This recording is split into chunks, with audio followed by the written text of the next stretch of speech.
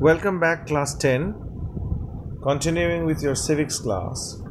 Today, let us start off with the legislative powers of the President. The President of India is an integral part of the Union Parliament.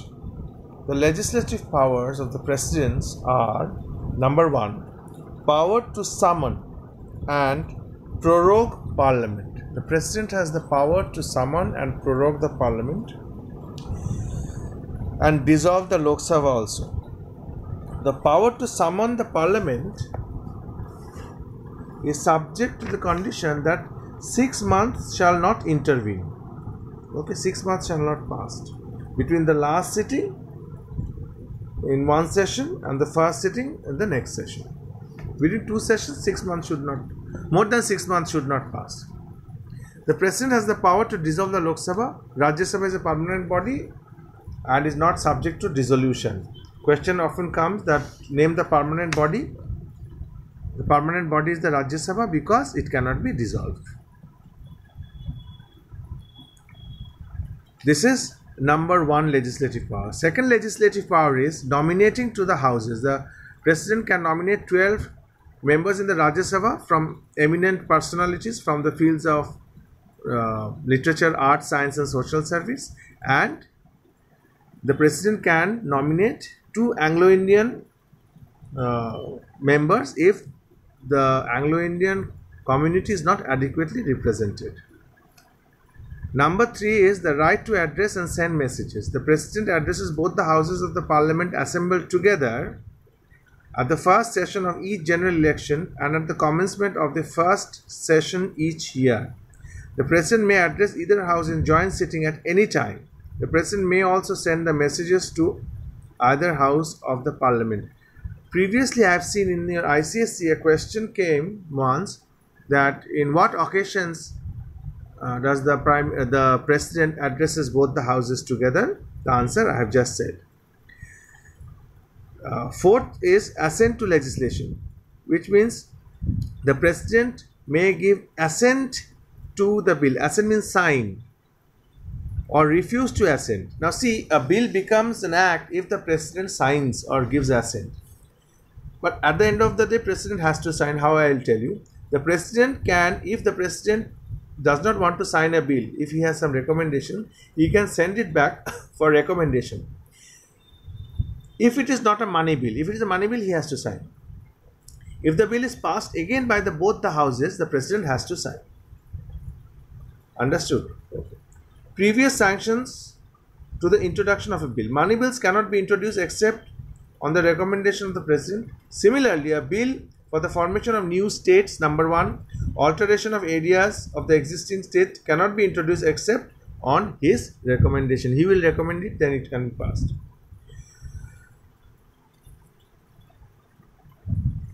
What is an ordinance?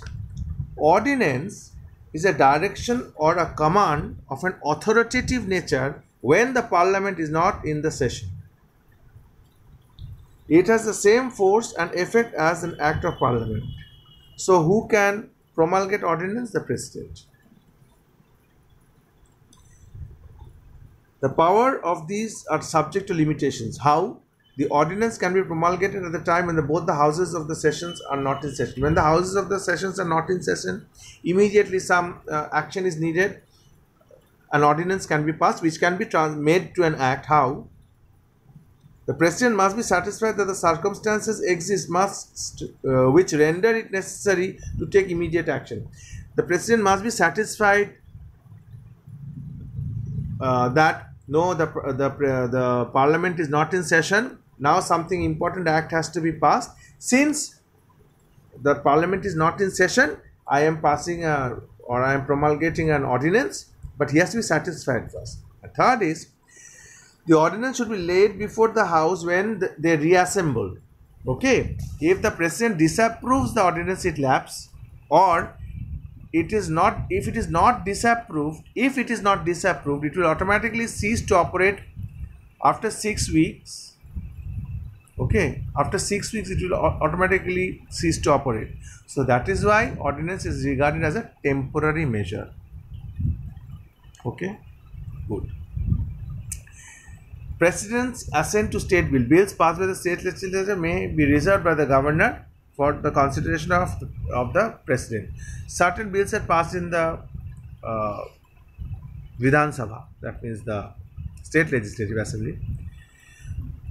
It has to be signed by the governor of that state, but the governor can keep the bill and send it to the president for his recommendations or for his consideration. The president can also send it back with recommendations. A bill affecting the powers of the High Court must always be reserved for the consideration of the president. Very, very important. Bills affecting the powers of the High Court must be sent to the president. The governor cannot sign it or give his assent. These are the legislative powers. Now, what are the financial powers? A money bill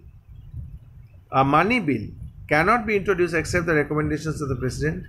Number 2, the president shall cause to be laid before both the houses of the parliament the annual budget. The annual budget has to be laid before him. Contingency fund must be laid in front of him. It is at his disposal. The president also appoints a finance commission after every 5 years. The commission may take recommendation from the president on some specific financial matters. Okay. Especially the distribution of proceeds, means money, to central taxes between union and states. So, money bill, a budget, contingency fund has to be approved by the president, and financial commission is appointed in each 5 years by the president. These are his financial powers. Okay. Judicial powers. The president can power the grant of pardon or reduce the punishment a person receives. Death sentence can be pardoned by the president. Okay. Pardoning power, like most of the powers, are exercised on the advice of Council of Ministers. Remember, the president is not. Second is the president is not answerable to any court for the exercise of powers or duties of his office. He is not answerable to any court. No criminal proceedings can be instituted against the president in the court during his term of office. During the term of 5 years, no criminal proceedings can be initiated against him. These are his or her financial powers. Then, emergency powers.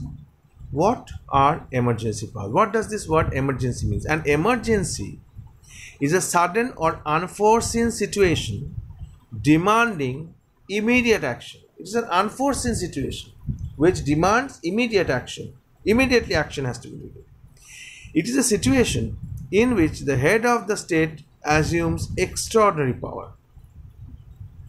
The President of India is empowered to declare emergency in the following 3 conditions. Number 1, emergency caused by war or external aggression or armed rebellion.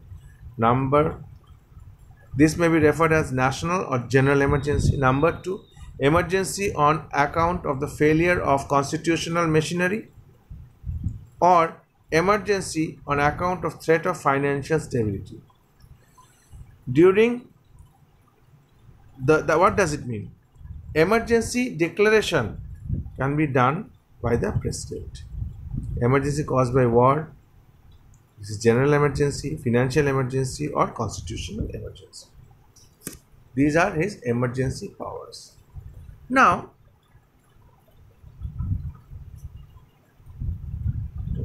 what do you mean by discretionary power?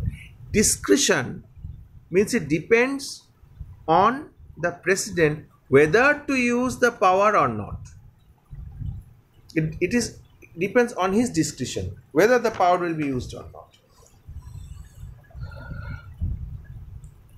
Situations may arise when the president has to exercise discretion within reasonable limits. Number 1, The President may withhold assent to bill or may send it back to reconsideration if it is not a money bill. 1. Number 2. The Constitution does not prescribe any time limit within which the President is to declare his assent or refusal or return of bill. There is no time limit. Number 3. Situation may arise when after general election no party or no leader may seem to enjoy the majority support of the Lok Sabha. Then what will happen? Under such circumstances, the President shall have the freedom to decide who should be appointed as minister. When 2-3 parties form one government, coalition government, so the President has the discretionary power to decide from those parties who will be the Prime Minister. Continuing with it, the President, I've told you, he has the power to form or rather appoint the Prime Minister from different parties. Now, fourth point is, it may be that the Prime Minister has lost confidence in the Lok Sabha, Instead of submitting his resignation, the Prime Minister may ask for the dissolution of the House. In this situation, the President is not bound to act on his advice because he is not having the confidence. The President should explore the possibility of forming an alternative government at the center.